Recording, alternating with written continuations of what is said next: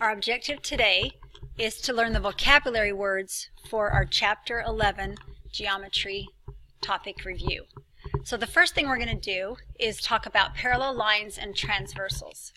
Now, in order for lines to be parallel, and they usually mark them with these little arrows, that means they're parallel. And the definition of parallel lines means that they are the same distance apart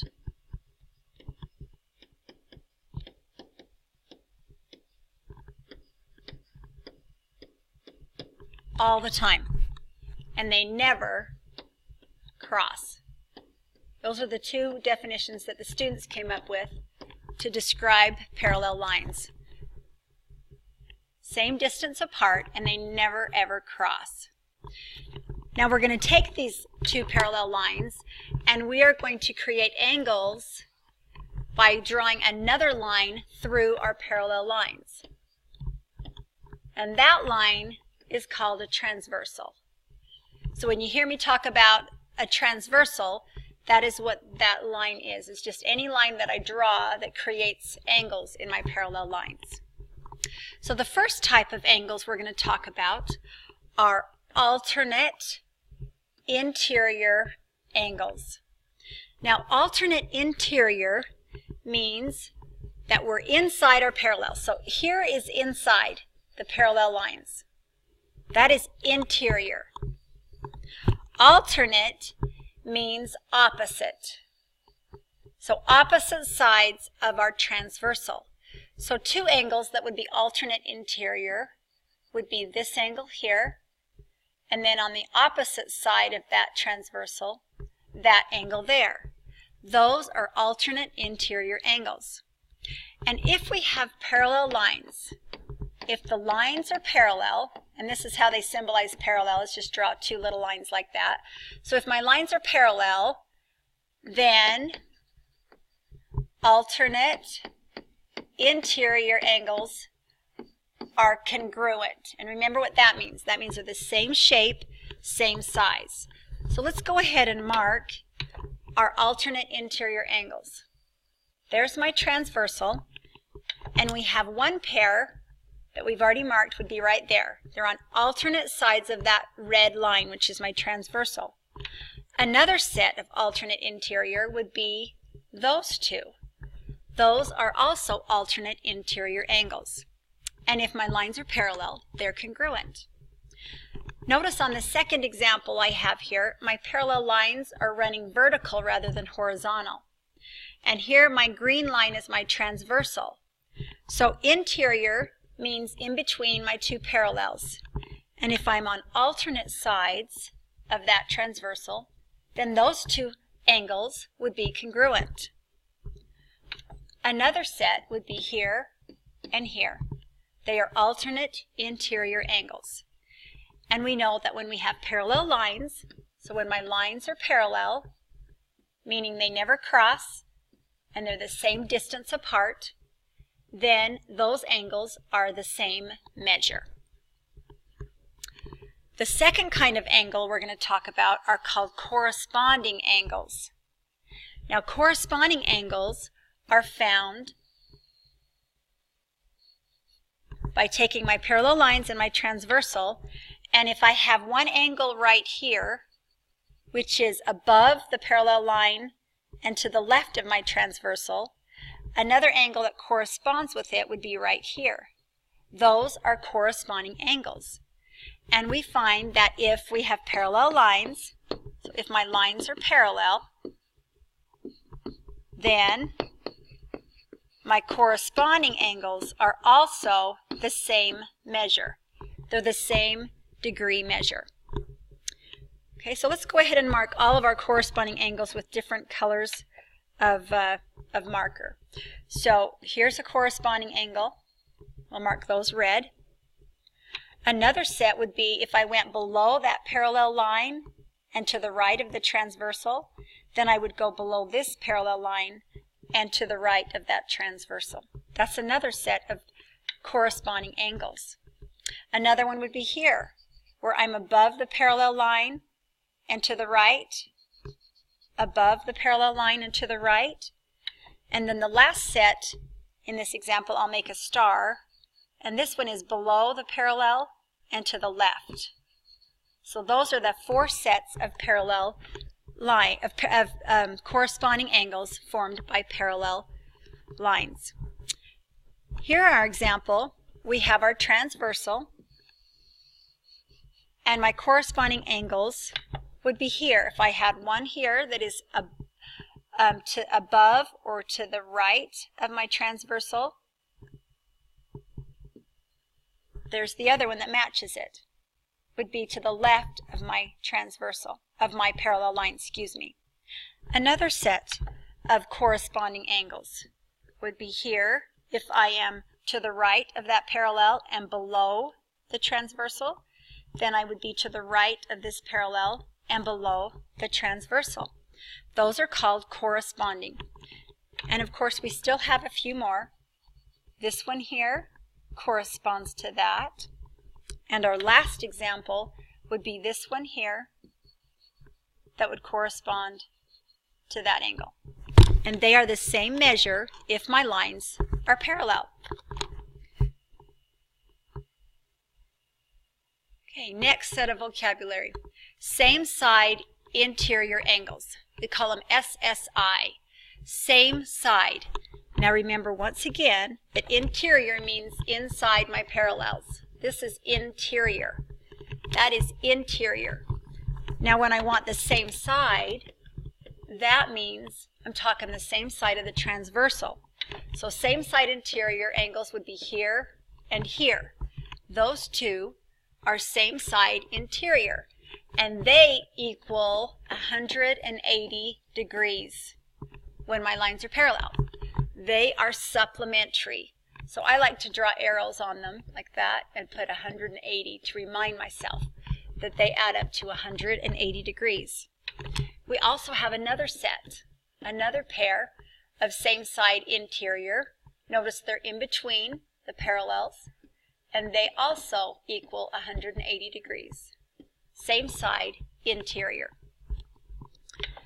This example here, there's my transversal. If I want to be on the same side and inside, same side interior would be those two right there, and they would add up to 180 degrees. And another set would be right here. They too would add up to 180 degrees. Supplementary, same side interior. Vertical angles are always congruent, and that's the symbol for congruency. And congruency means same shape, same size.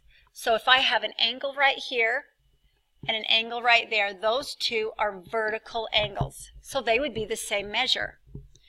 We also have another set of vertical angles, here and here. Those are also vertical angles. And vertical angles are always congruent. The next one is adjacent angles. And adjacent angles share a common ray.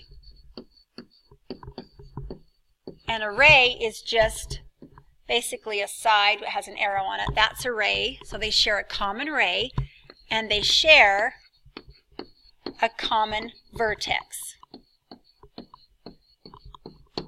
And a vertex is just where they come to the point right there. That's the vertex. So these two, basically what they are is side by side. So angle A and B here would be adjacent. They're right next to each other. They're side by side. Are they congruent? Sometimes, but not always. Okay, complementary angles. A good way to remember complementary is think of a compliment. If you give somebody a compliment, it is the right thing to do, which means it equals 90 degrees. So complementary angles equal 90 degrees. So the two angles added together will add up to 90 degrees. These two are actually adjacent. They share a common vertex and a common side. So these two are adjacent. And if I know that this angle is 57 degrees, then I can find this other angle. It would be 33 degrees, because I would take 90 minus 57 to give me that missing angle, which is 33. These two angles are not adjacent. They are separated, but they still could be complementary, meaning they add up to 90 degrees. So if this angle is 22 degrees, then this angle here would have to be 68 degrees. That's what complementary angles means. Supplementary, I like to think of supper. When you eat supper, you eat the most. So that's the biggest of the two angles between complementary and supplementary. And they will add up to 180 degrees. Supplementary angles, 180 degrees. Now these two angles are also adjacent. They share a common vertex and a common ray. Now if they are supplementary, and I know this angle is 55 degrees, then I can find this angle by subtracting it from 180. That will tell me my missing angle, which is 125. 125 degrees. These two angles are not adjacent. But if they tell me they're supplementary, then I know they have to add up to 180 degrees. So if one is 140, the other would have to be 40. That's supplementary angles.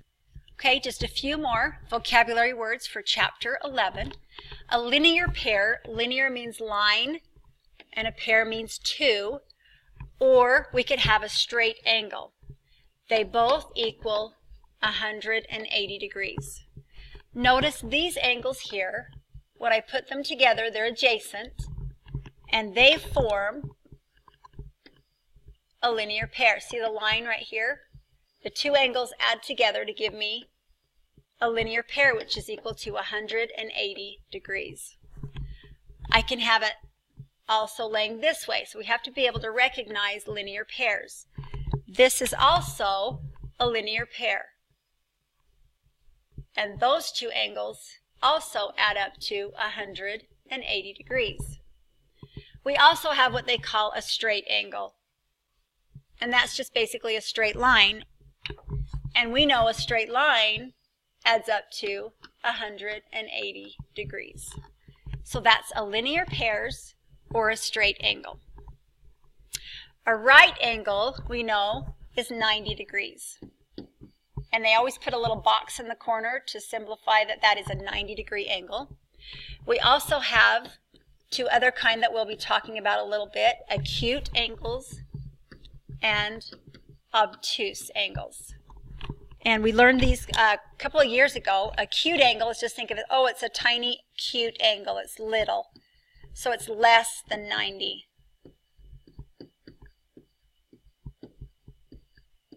And an obtuse angle is greater than 90. So that would be an obtuse angle. So that would be greater than 90. And we'll be working with those kind of angles this chapter.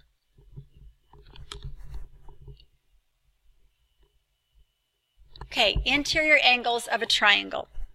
The three angles in a triangle add up to 180 degrees. So if I have angle A, B, and C, then I know that the measure of angle A plus the measure of angle B plus the measure of angle C equals 180 degrees. And we'll show you kind of a neat little trick on how you'll be able to see that and remember that. But the three angles in a triangle always add up to 180 degrees. Okay, exterior remote. Think about remote. Your TV remote is always away from the TV. So if I have this angle here, I'm going to call it angle 1.